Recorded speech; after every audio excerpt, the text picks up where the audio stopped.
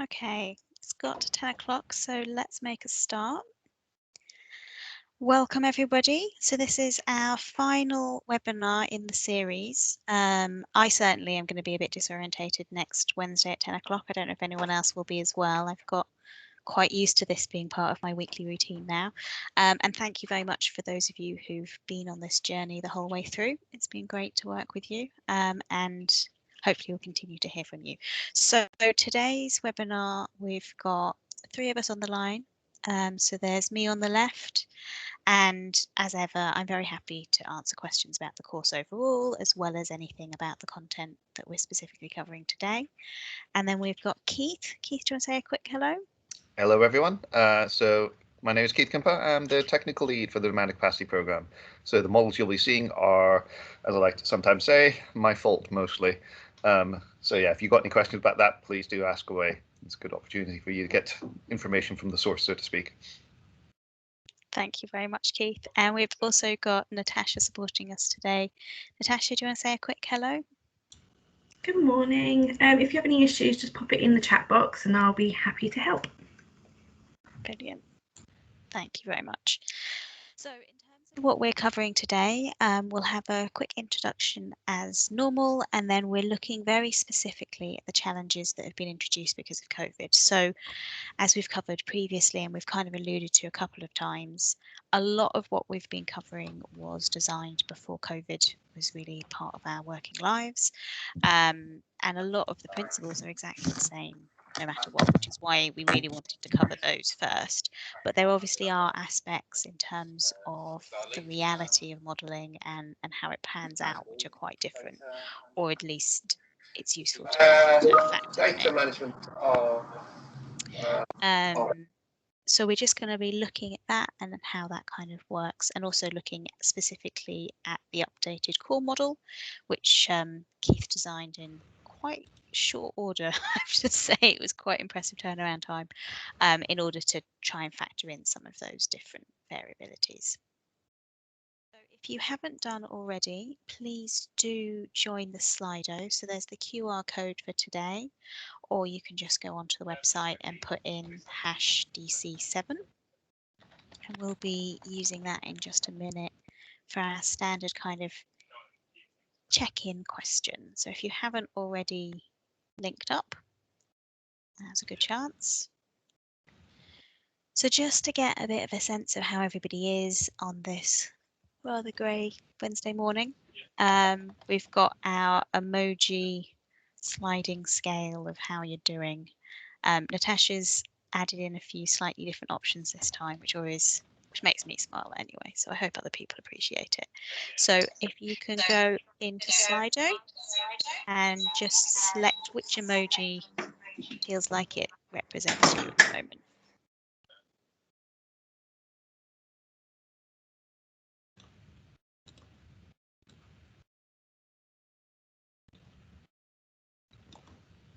Oh, a nice, strong, good.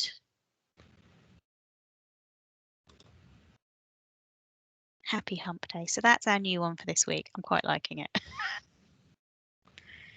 Keith, where do you think you are on the sliding emoji scale? I'll go for Happy Hump Day. That's a great term. I think I'm on the very 2% super, but I think I'm probably there. I've really enjoyed this course, so it's I'm slightly sad it's coming to an end in a way. But yeah, happy hump day is quite a nice sentiment on a Wednesday morning. A few so-sos, which is fair.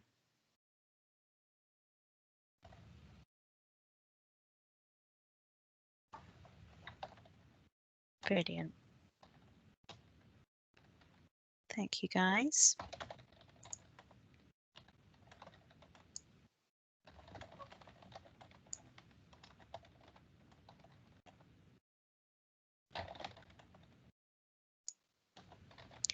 So as I said briefly earlier on, we are now at the last module of the course, which feels like it's come around awfully quickly to me.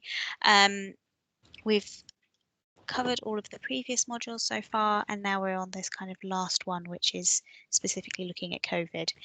If you have missed any of the webinars that we ran earlier on in the series, all the recordings are on Future NHS. So if you look on the Future NHS kind of page for the open online course, you'll be able to see there's like a little section for each module, and in there you can find the slides and the recording for that module. So do have a little look if you want to catch up, or even just if once you've done this session, if there's anything that you kind of looked at before that you feel like actually you want to refresh or look at again, then that's there as an option. We'll keep the resource kind of live indefinitely, really, so you can keep referencing back to it if you want to. And there is also the forum there if anybody wants to connect with each other from the course. In terms of the mentoring sessions, I know a few of you have signed up for sessions, and I think most of them are this week and next week. There are still a couple that are available. If you're finding that you really want a session and they're either all booked up or you just can't do any of the times that are there, let us know and we'll add in some more. We want to make sure that people have got that opportunity if that's something that interests you. And I know at least a couple of people mentioned that they wanted a session after this webinar because COVID is kind of the focus of what they were looking at. So just a little reminder that that's there. So today we are looking at the new challenges that we're all facing because of COVID-19 and how that will kind of impact modelling and how you might want to change or slightly shift how you're doing things. So just before we go any further, can I ask everybody to go back onto Slido and just if you can let us know if you have a model already. So I think this will really help Keith and I in terms of how we unpack things and how we pitch it so that we understand where you're at. So just a bit of a sense of whether you've already got a model and whether that predated COVID or whether that's something that you've developed a bit more recently.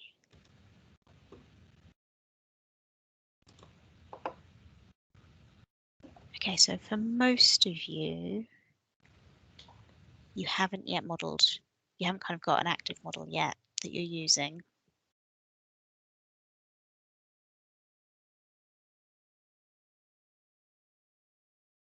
Or you're using a different model, which is absolutely fine. We're quite agnostic on that front. So we'll give it a few more minutes, but as things stand, it doesn't look like any of you have populated the model sort of recently or during COVID. It looks like either you had a populated model already before COVID hit, or potentially you're holding off to do your modelling until, I'm guessing until maybe you've done this or other things are in place.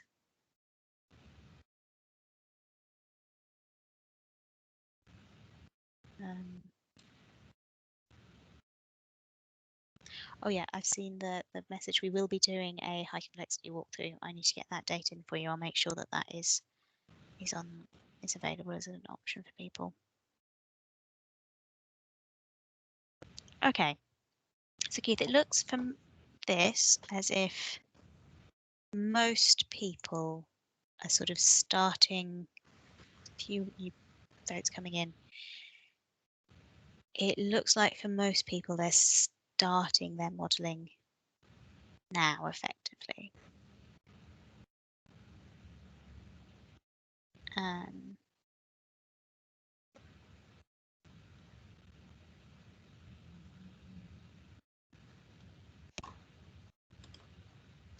Okay, so we're now going to look a little bit at some of the things that you'll need to take account of when you're doing your modelling. So these principles, again, will apply whether you're using our core model or whether you're using your own models or some other different model.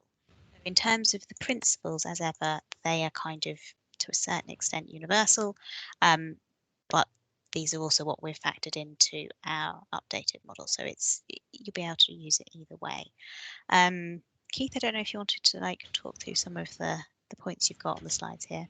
Yeah, so I think the key thing here is when we do any sort of modeling, the first thing that we normally rely on is your historic data.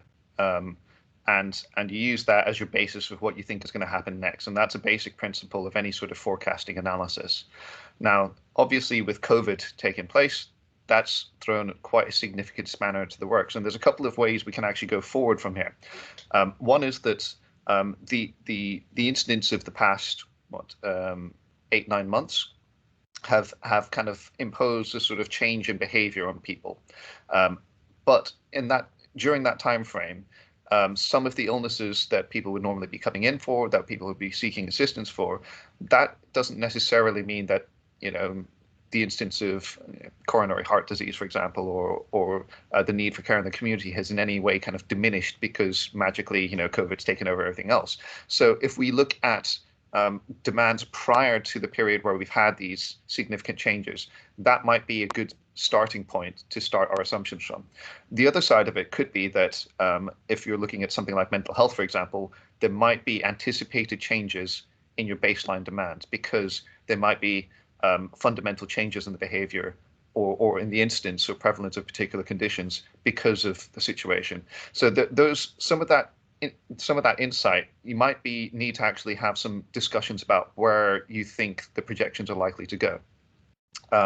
If you're using the former, that historic demand hasn't been fundamentally altered, then you could look at a prior period and then effectively overlay the impact of COVID on top of that. So what that means is that, for example, in the first case of lockdown, we basically artificially depressed demand because people weren't allowed to go out to see elective care services. And what we can say is that there's sort of almost a hidden component of demand behind there. Patients who may have needed to have gone to see a clinician but weren't able to because of lack of access, and that demand will come back at some later point in time. And we can apply that same thinking now with the impact of second lockdown. Some of the things that we might need to think about on top of that are things like, what's your existing backlog, and has that been impacted anyway in terms of access to your patients?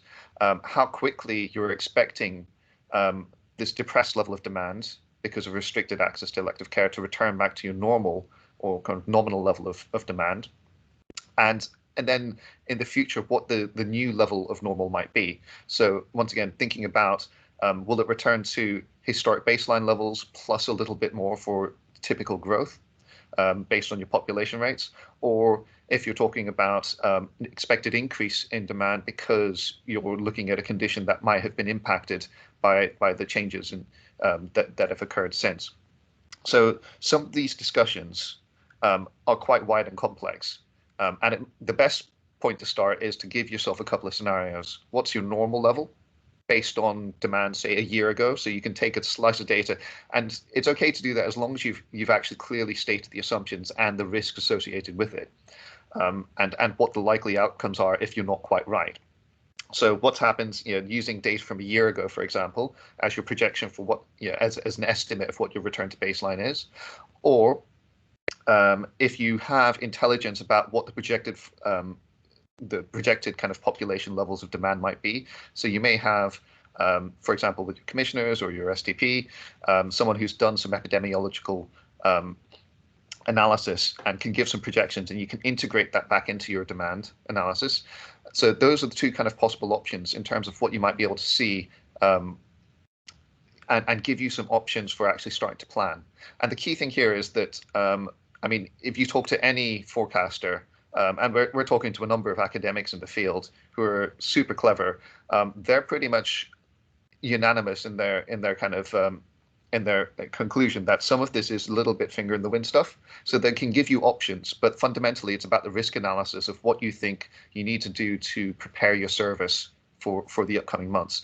So if you take it in that mind, rather than looking for a prediction that gives you all the answers, you look at a range of possible scenarios and you find a way to configure a service to be as robust as possible against the majority of them, of the scenarios. Then that's probably the best way forward. And this may be teaching some of you to suck eggs, but I suppose we have to state the obvious. That's probably the best. Well, that's fundamentally the way you should be using modeling in the first instance, is use it as a tool to help inform your risk analysis rather than to tell you what to do. So I think this kind of links in quite well with that box quote that we had in the earlier modules, which is all models are wrong, but some are useful. And I think that what we're looking at here is very much in that sphere. So we're having huge changes that are unpredictable. And as Keith said, even like the most advanced models are struggling to really predict what's going to be coming up next. But in terms of giving you a usable tool and useful information to actually start looking at how you're going to structure your services, these are probably some of the factors to look at. And it will be quite different for different services. In terms of that drop in demand or drop in referrals that we saw during that first lockdown, there's probably kind of different categories that the reasons fell into. So some of the categories will be genuine shifts in how many people need that sort of medical attention. So there will be some services where the genuine clinical need for the service will change, mental health being a classic one.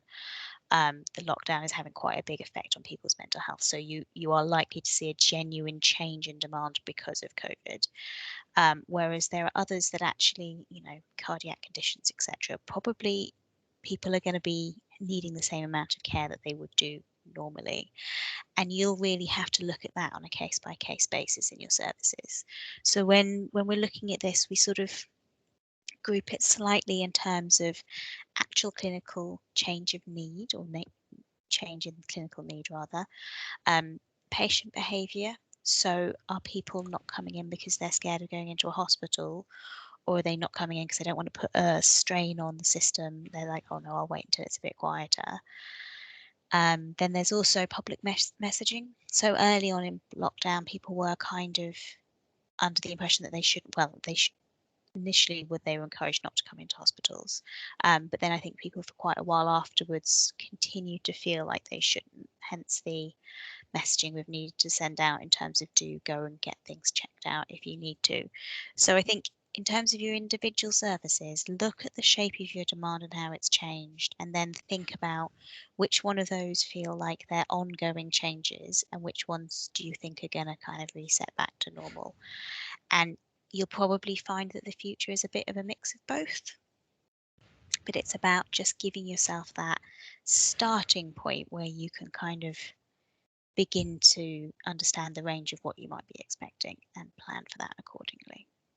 I think I might add one thing which is often, even in normal times, a fairly common sort of issue that trips up planning for services, which is what you're seeing here, the charts that you're kind of seeing here, and the issues around things like existing backlog and the backlog of kind of quote unseen cases. That's very much about access, front-end access into the system. So new patients effectively into the system. And we often focus a lot on that. So if we're in the acute sector, we'll talk about RTT measures to make sure that patients have the right access. Urgent care, it would be kind of the 2-week waits and all that kind of stuff. The bit that often trips up services is thinking about the follow-up aspect as well, because there's also a cohort of patients that might need ongoing repeat appointments, and it's really important not to forget those, because those patients are also kind of they can be a bit more invisible, because if they're not on an RTT pathway, it's not always quite as obvious if things are going a bit pear-shaped there, and that's also a capacity. That's a part of your service that will use at capacity. So, and I know this will have been discussed earlier. If you're just starting, as a lot of you are, do a pathway analysis, figure out what your dependencies are, and figure out if the impact of having a batch of new patients coming to the system, what kind of impact that's going to have on you in 6 months' time, because that's just potentially storing up problems if you're having to clear a lot of initial cases of new patients into your system, and then you have to deal with them later on. You'll find that there's a big problem later down the line. So do that pathway analysis and make sure that. So if you go back to our earlier modules, there's quite a bit of information about pathway mapping. So I think for quite a few of you, that was one of your big takeaways that you wanted to act on going forward. So if you haven't already done that pathway mapping, I would really recommend people to look at that and maybe revisit that module just to make sure you've got that sense of, as Keith says, the downstream impact as and when things change.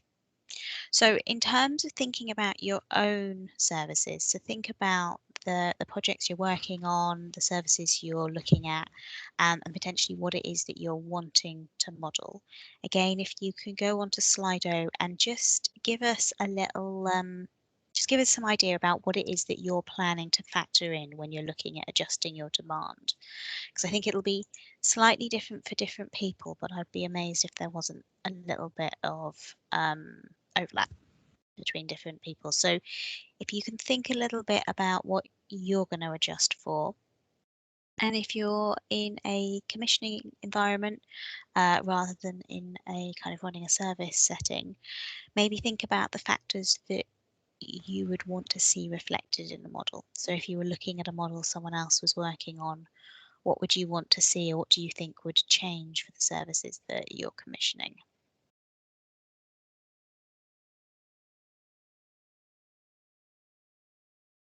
So patient choice.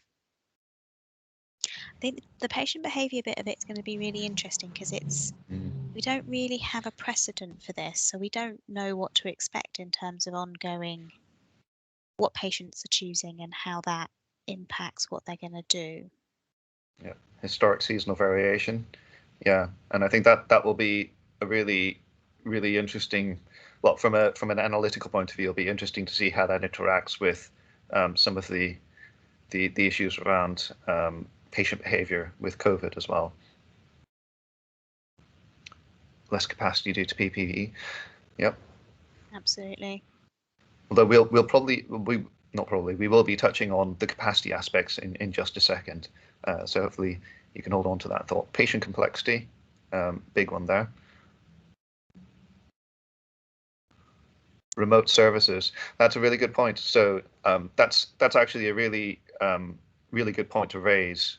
If you're changing how patients can access the system, so for example, if you're increasing the level of remote access, that may actually impact how frequently patients are actually accessing the service.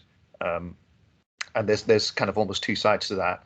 One is the change in patient behavior in terms of being able to access service, and then the other side is also your capacity to deliver that, which we'll touch on in just a second when we talk about capacity.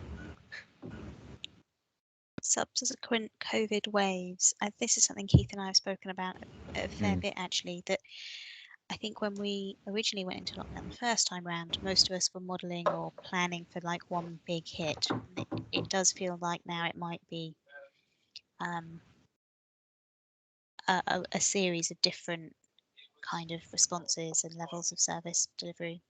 And I think the other thing maybe to bear in mind is the potential change as there's a rollout of possible vaccines, and obviously with the recent news around the Pfizer kind of development, that's looking much more likely in the coming months. So some of the thinking that we might have to do is re-looking at the timelines for a return to kind of society as normal, and that might be one of the scenarios that we need to actually throw in as a possibility. Absolutely. And psychological therapies, I mean, I think again it's going to be hard to predict just how long that's going to continue having an impact on levels of demand, because it's an area that obviously is quite directly affected by COVID. I mean, I actually sit on the mental health surge group, which is one of the NHS England groups looking at the impact on demand that's expected, and certainly all the models that have been produced to date that I've seen that have been discussed make the assumption that there will be an overwhelming increase in demand. So that's certainly kind of one of the and if you're interested, happy to field any questions, just send an email to me on that, and I can take that back to the group. But certainly that's kind of one of the running assumptions, is that that is one of the services where there's a paradigm shift in terms of the need for access to services that we can definitively say will be taking place.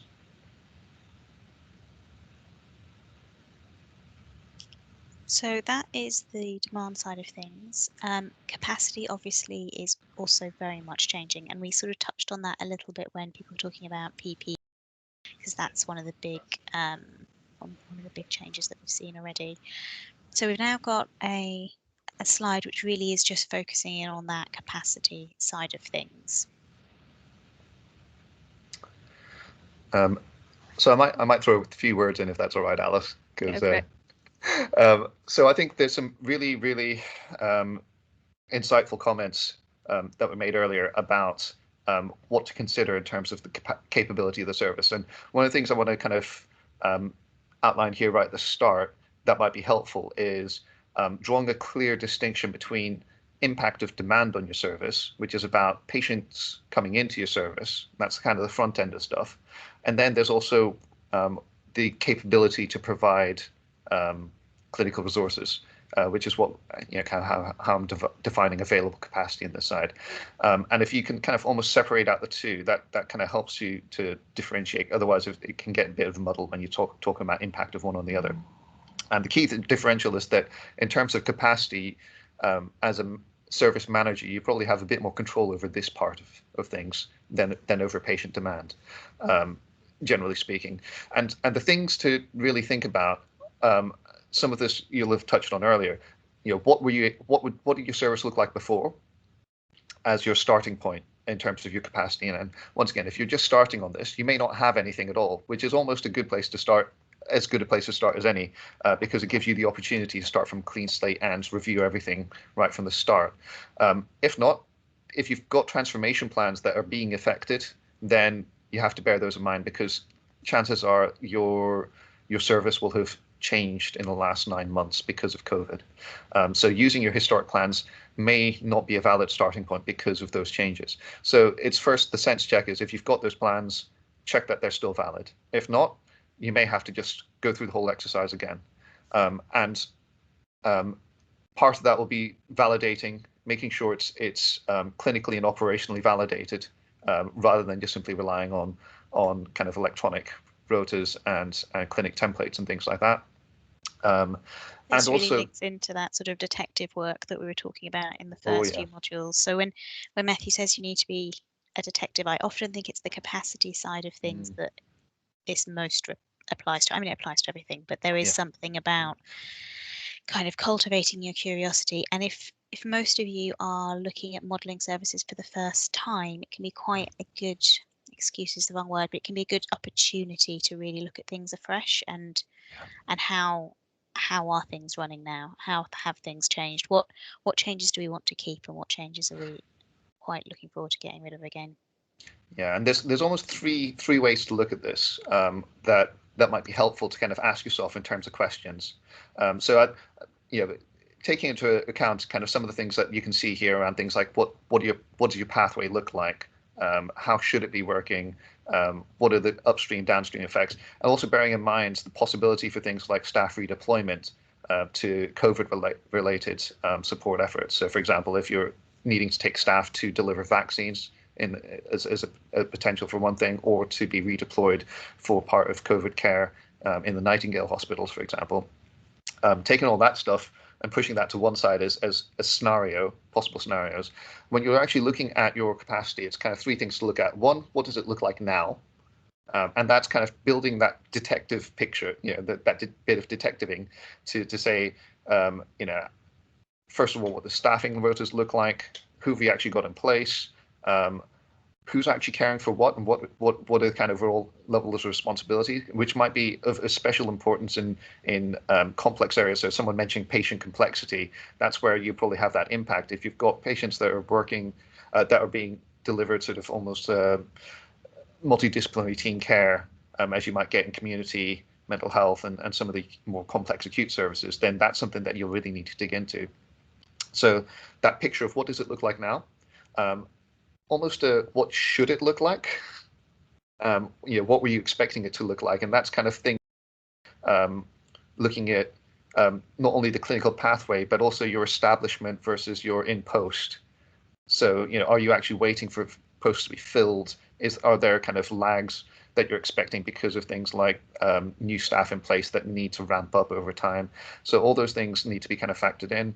And then the third is kind of, what does it look like in future? Are you planning radical changes in the future to account for new ways of working? So those pathway changes where you might be talking about shifting over to a more virtual way of working potentially, or the changes that might be accounted because of PPE, and if are those going to be in place in the long term versus not? So all those things need to be kind of factored in as potential changes to your system. And once you have that picture, then you can start to kind of, with those three different viewpoints, you can start to figure out where you need to be in the future, and then compare that against also the demand. So that's kind of almost the key to this, because this is, if you've got all this, if you've got your capacity nailed down, you know what's within the realm of the possible. And that will give you the information you need to figure out how you're going to be running your service, especially to deal with any changes in demand as they come in. And as ever, this will really, really vary from service to service. So depending on where you're working and what you're focusing on, you may find that different things come out of the woodwork, and different rates of change and kind of transformation will be relevant. So I think it's really worth kind of individually reflecting. And with that in mind, as ever, we have another Slido question. So similar to the last one, thinking about your service, your projects, the services that you're looking at and interacting with, what are the factors for you that you're going to be looking at when it comes to capacity? So specifically looking at the capacity side of things, what are you planning to factor in, or what do you think is going to be a kind of major consideration for you going forward? So if you can, yeah, go back into your Slido apps or website. So yeah, diagnostics is going to be quite different, I imagine. I think staff wellbeing and burnout is a really interesting one actually, and it is worth factoring that in, because it's easy to just sort of presume everything people can just keep going, but actually it's taken its toll on all of us. I mean, even we're office based, and we're getting, quite a few of us are getting ill basically because everyone's been in a kind of state of semi-adrenaline for months now. Annual leave. Yep, there's a lot of people who've got annual leave they're going to have to use. So yeah, that blended approach, I presume that's talking about more complex kind of approaches to clinical care, where you might have overlap and multiple different teams working on that. That will be quite a tricky one actually, and that's something we are looking to try provide. We're talking with analytical groups actually about how we can actually do some analysis on that, because I think it's a really tricky analytical question, that one. So if you're finding it difficult, you're not alone, and that's something we're also looking into to provide some support to you guys.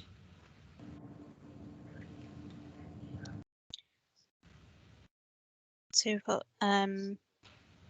allocated sick and annual leave, and then also staff loss, and then various different versions of leave really, which it's massive because our biggest resource tends to be people. I mean, there are definitely capacity constraints in terms of equipment and rooms, but actually people is often where it really falls.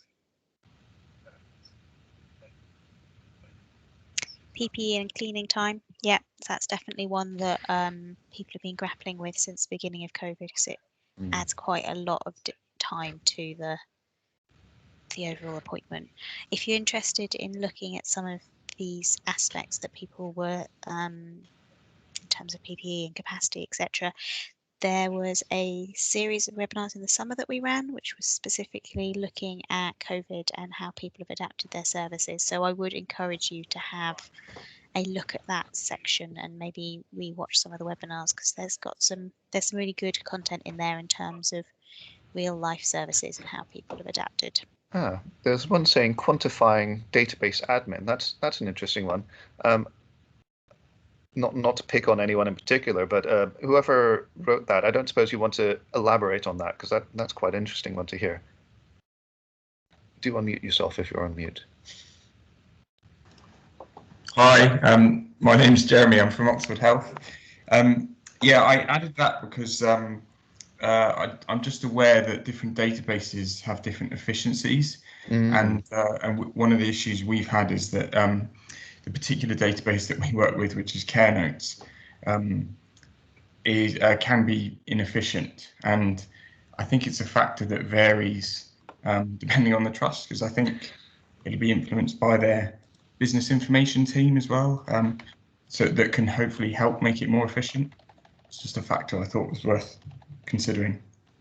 That's a really, really good point, and thank you for raising that one, Jeremy. Actually, because I think that's a really, really important point to if you're not in informatics, actually, a really important part of being able to quantify both your demand and your capacity, which I suppose we haven't actually touched on, is about having the informatics capability to extract that information.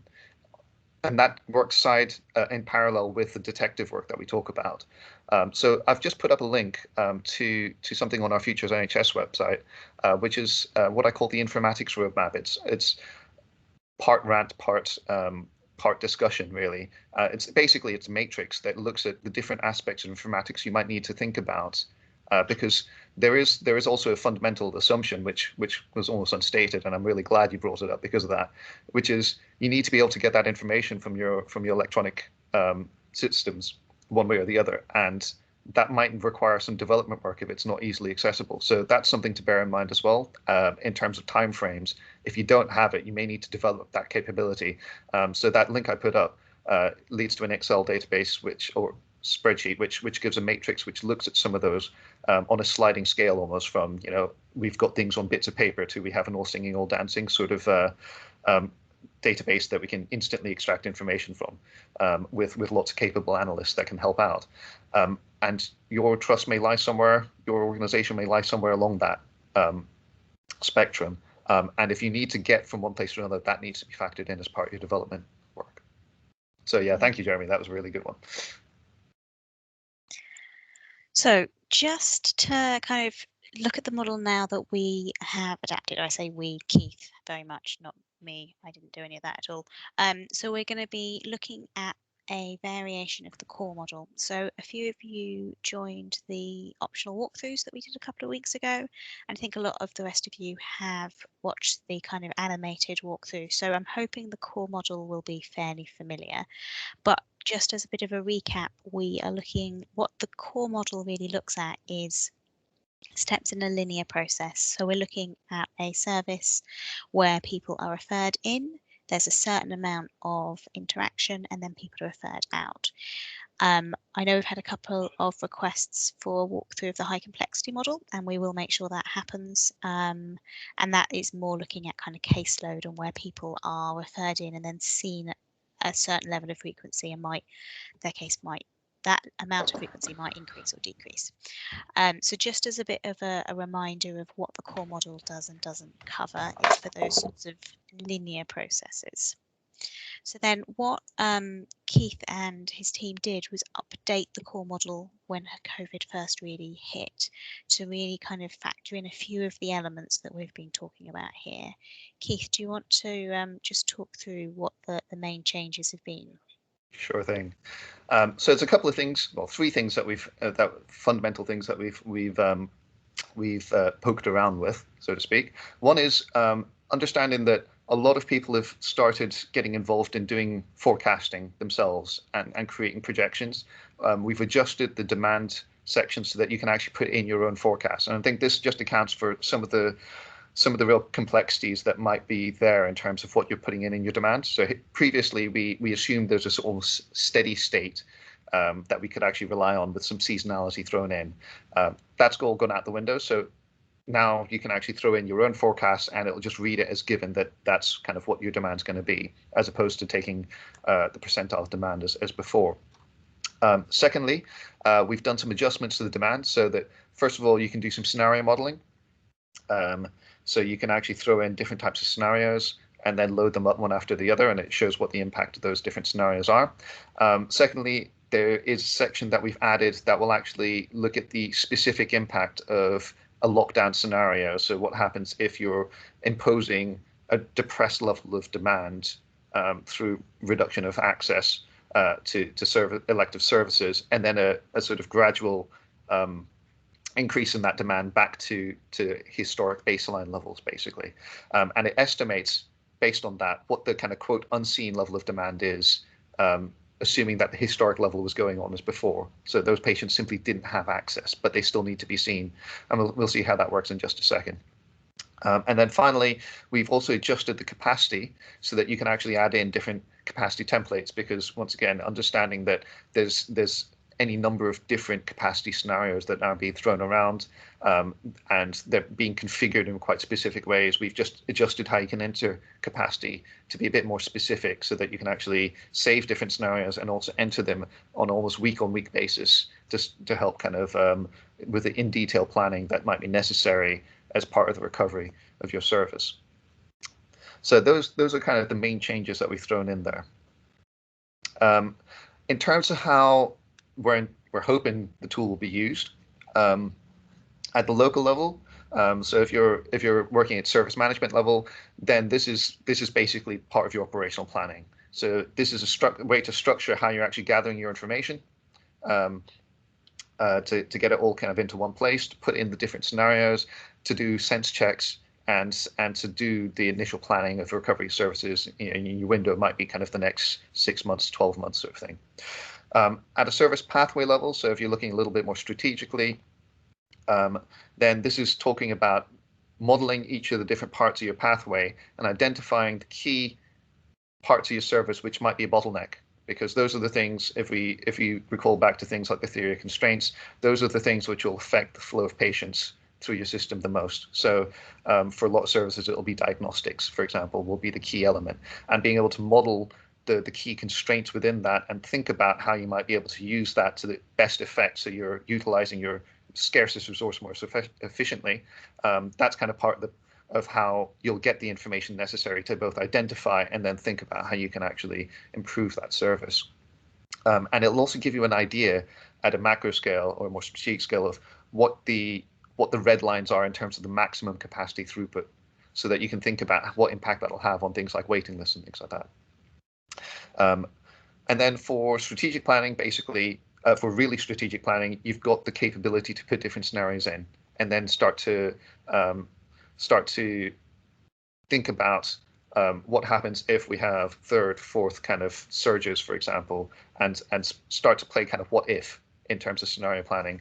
And then finally, you can use that to give an estimate for the range of possible activity if you're involved in activity planning, so that you can start to think about how that's going to affect your overall annual planning round, for example.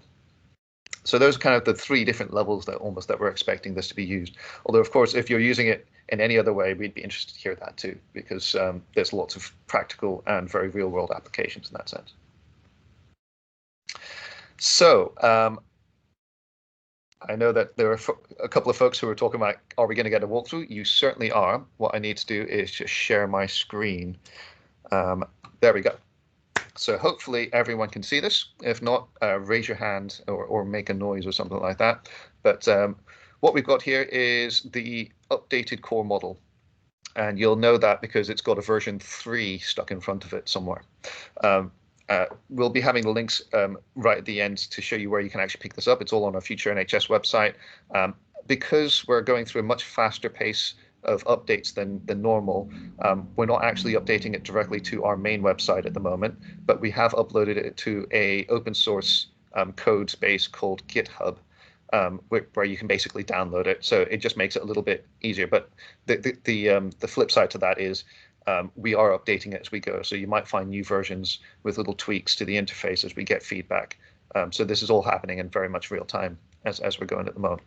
Yeah, and we will be posting the links to where to find it on GitHub in the chat, but there's also a section on the Future NHS site which is specifically for this, so you can get the latest version there as well, a link to it. Yeah.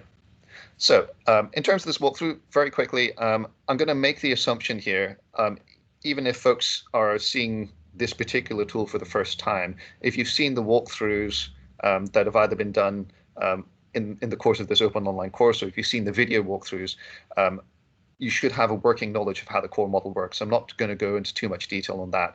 I will be talking about the changes relative to the core model. So if you're not familiar at all with the core model itself, what I recommend is you go back and have a look at the tutorial videos or the previous kind of online walkthroughs that were done as part of this course, and then you can always revisit any recording of this and then kind of use that to help inform yourself. Also, if you are finding that matching the two bits up together is not quite working for you, the mentoring sessions are there as an option to talk through the specifics of your service. Yeah, grand. So we'll dive straight into this. So the key thing here is previously we had you would simply enter your historic data, and we've added this extra drop down, which basically allows you to specify whether you're entering demand as historic data, where basically we use an SPC chart to check if it's stable, and if it's stable, then you can it'll take a percentile value based on the percentile of variation of demand to estimate what you need your headroom to be. Instead of that, we can actually enter my own forecast, and you'll get a little warning box that tells you you're changing it, how the model will look at the data. And this is kind of a caveat here that we're assumed that you know what you're doing. So if you're entering your forecast, you're already well informed about all the dangers that are associated with doing this sort of forecasting. If you're not familiar with how to do forecasting, best to kind of leave that as it stands, because there are quite a few pitfalls. But if you have that data, stick it in, and what it does is it basically just reads it as given. So that's basically all it does. You don't need to do anything else apart from that. We've added this extra page, which is called demand adjustments for COVID. So what I'll do is I'll turn this off for a second, and I'll show you what the summary page looks like. So this is your demand. And as you can see, it looks a bit messier than what it used to look like, because we're giving this range, which adds about 10% to your initial estimate, just to give you something to work with. And you can see that it kind of bobbles around a bit now, rather than giving you nice kind of smooth straight lines. And that's the consequence of taking the information directly in, rather than using the percentile adjustments for demand. So if we actually turn on our adjustments for COVID, what we can do is we can put a start date of when lockdown starts, or when we're expecting a depressed level of demand, and what that depressed level of demand is. So you can see that here we're dealing in the original units that you specify, which is minutes, which we put in the setup. So we specified minutes to begin with, and we can make an estimate for the number of minutes required per week under lockdown circumstances. So under restricted circumstances. And there's an estimate about when your service is going to reopen. So I put June. So this is kind of looking back historically, but we can always push this forward if need be. And how long it'll take to return back to normal. So given that we've had a second lockdown that was implemented as of 1st of November, what we can do is we can adjust this to reflect the new circumstances. So started early November, it's going to finish early December, and we're going to say it's going to take 20 weeks to recover back to your kind of historic baseline. So you can see this is updated. 2016, that's not quite right. My dates went a bit funny. This will be corrected. But you get the general gist of this, hopefully. And you can also specify if you're still seeing emergency same-day cases, because once again, there might be a case of you're not actually opening up your service for same-day cases along the line. That's kind of stuff that may be occurring or may not. So you can specify that, because that will affect carve-out, for example. So you can see based on this, there is this dotted line, which is what your demand would have been under normal circumstances. And basically the gap between that and your straight line is the kind of missing patient cohort, and we can estimate that, and that gives you an estimate in terms of the number of minutes required. And you can basically say, once we've come back to normal, we're gonna add that into the mix, basically. And you can get a sense of how much additional work. Well, this is stuff that you can enter yourself, and you can get a sense if you split your remaining demand in these sorts of ways, what that's going to look like, and how much overspill you're going to have. And this includes both patients on your waiting list, so extant, patients that were already on your waiting list, and then this missing patient cohort, which is the dotted line versus the straight line. So hopefully that makes sense to folks. So that's kind of the demand adjustments for COVID. Just as while we're doing this, do put questions into the Slido question and answer, because we will be spending a bit of time on that as well. And if there are questions that people have asked that are similar to what you want, you can vote on it so we know which ones you're most interested in. Yeah. So the other things that we can throw in here, you can enter your capacity as normal, but you'll see that we've made a couple of changes. One, you can turn on and off your clinics. So this just lets you very quickly see what happens if a clinic in particular is out of action or not. And you can save the capacity setup that you've created here, and you can save several versions of these, and that will let you save it under different names, and then you can import them again. So you'll have different types of scenarios now. I've not named them particularly helpfully, but you get the general gist of it. Once again, you can load up different types of scenarios, and that will give you the option then to see what impact that has. So for example, if you're thinking of doing different ratios of online and in-person capacity, you'd be able to put them in as different scenarios so you can see how that will play out in your service. Yeah. So for example, I mentioned you can turn on and off clinics. So if I remove that X, you can see straight away that not having that clinic in action will cause issues. And you throw that back in, and then then we don't have issues. Now let me just very quickly copy and set that up like this. So that kind of gives you a sense of what actually you might be able to do with some of this. So if I load up one that I made earlier, you can see in the second scenario I've added an extra locum session that looks like this. So I've added this extra lump. So basically you can just add or take away sessions or completely reconfigure it as you see fit to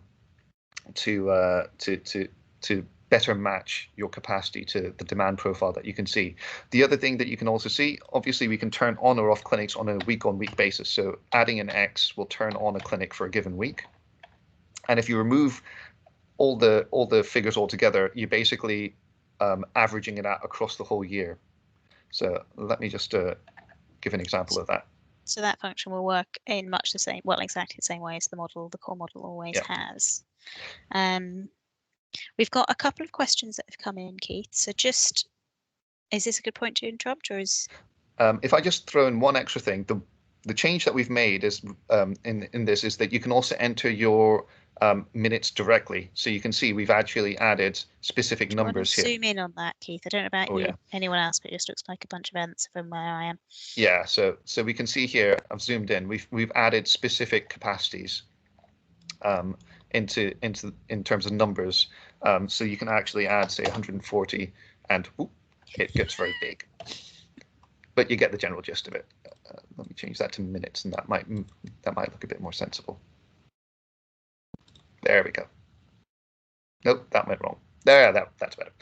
So there we go. Those numbers look a bit more sensible now. So you have 20-minute sessions, for example, that you're thrown in there. So that just lets you configure it very specifically if you're having partial clinics or if you're overbooking clinics. So let's go back to the questions. Sorry. No, that's absolutely fine. So the one question that's got an additional vote is, are there plans to update the complexity model in a similar way? So the high complexity model isn't used anywhere near as much as this one. And because it's looking at a kind of ongoing caseload, it hasn't, I don't know if it would be impacted in exactly the same way. We do have colleagues who are working on a new version of the kind of caseload model, but slightly less complicated than the one we've got.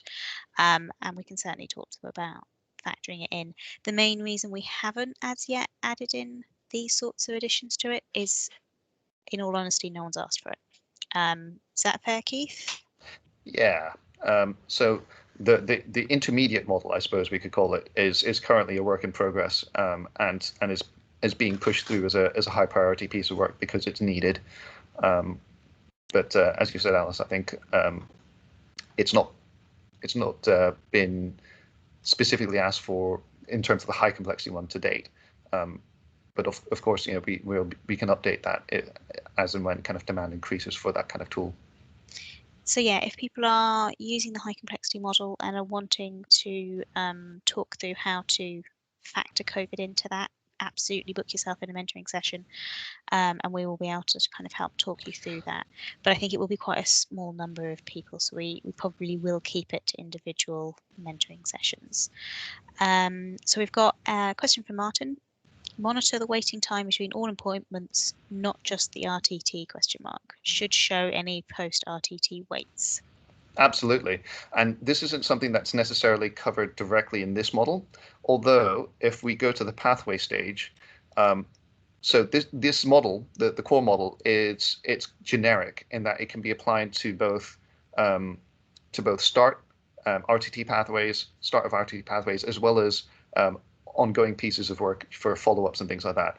So the time frames in which you're expecting to see patients, that will be kind of your guide as to when you need to be actually treating them. And if it's part of a follow-up regimen where you're kind of then passing the patient onto the next stage of the pathway, this is where you would be putting some of those thoughts about how you want or when you want to be seeing patients by, to ensure that they're being treated in a timely manner. So absolutely, you can use this to help the conversation along, and that ties into the pathway analysis as well. So we've got another question. Oh, well, another kind of comment here. Finding that demand from secondary care is moving back into community services. So, for example, cancelled surgeries mean patients require more follow-up in community musculoskeletal services. And I think that would be a really good example of where actually the demand of your service is being directly affected by COVID. So it's not a case that the demand has shifted because of patient behaviour, because they don't want to turn up, but actually there's a different level of demand. So your historic demand wouldn't be this good a proxy. I'm very aware that there will be several of you who want to adhere to the minute silence or 2 minute silence at 11:11. So I'm going to make sure that we finish up absolutely on time today. Just to give people a bit of a recap on what's next. So this is the last webinar, which I'm surprisingly a little bit sad about, but we aren't disappearing. So the Future NHS site is still very much there, and those resources will be available on an ongoing basis. The mentoring sessions are also available if there are things that you specifically want to unpick. So if you're kind of grappling with how does this apply to my service, or how can I make it fit, do please book yourself in, and we can kind of go through that in a bit more detail. And if you start using it and then down the line you're like, actually, you know what, I just need to understand that, do drop us a line. We're able to take technical queries at any time, really. And we'd be really keen to hear how you're getting on. So how are you going with your modelling? What's it looking like? And things like, how are you applying this COVID model? It's so new. We're really, really keen to get feedback. And we've got a few minutes left, so if there are any additional questions, do quickly pop them in, but I will be finishing us off a little bit more promptly this week than normal to allow for the silence at 11 minutes past 11. If we have 1 minute left, I might just very quickly show the endpoint of this, because I think that might be quite useful. So if there's no objections, I'm going to go to the summary page, because this brings some of these different elements together. So basically here you can import your different capacities. I'm going to show you now just how that might actually make a difference. So I'm going to import the first capacity scenario, and you can see that broke it. Let me try that again. It was working absolutely fine this morning when I did it, which is just typical. Right. I think you might be already on scenario 2, Keith. I think that might be why it's not changing. Yes, I think, let me try that again. I know what I did. There we go. So you can see the two different scenarios. You can see there was a little hump for ad hoc capacity that was added, and you can see that's changed. The other thing that you can also do is change your scenarios. So you can actually set up your scenarios here under the planning page. This is kind of stuff that was there before, but you can save them now under the import scenario, and you can then import them. You can import different types of scenarios. So if we change to a 5% increase in demand, you should hopefully see that it changes the demand curve a little bit. So it doesn't make it that dramatic, but there is basically a change in the overall scale. And this basically lets you play with the different scenarios. The key thing to remember with this is that it disables your main parameters, because you're effectively overlaying some of the stuff that you stuck in planning over the top of this. But that gives you the opportunity to try different scenarios out, show what the impact is, and then compare that against your capacity to talk about how you want to plan your service. And that's the end of it for me. So with 1 minute to go, please do fill in the evaluation link, which is in the chat box. It really helps us. You'll also be getting a, later down the line when the mentoring sessions are finished, we'll be sending out a link to evaluate the overall course. And I'd really, really appreciate your input on that. This is a format that we're hoping we might be able to use more in the future. So any kind of comments, feedback, thoughts on how we can do this better would be really valuable. So thank you very much for being with us on this journey. I hope you found it useful. I've certainly enjoyed working with you, and do get in touch if you have any questions.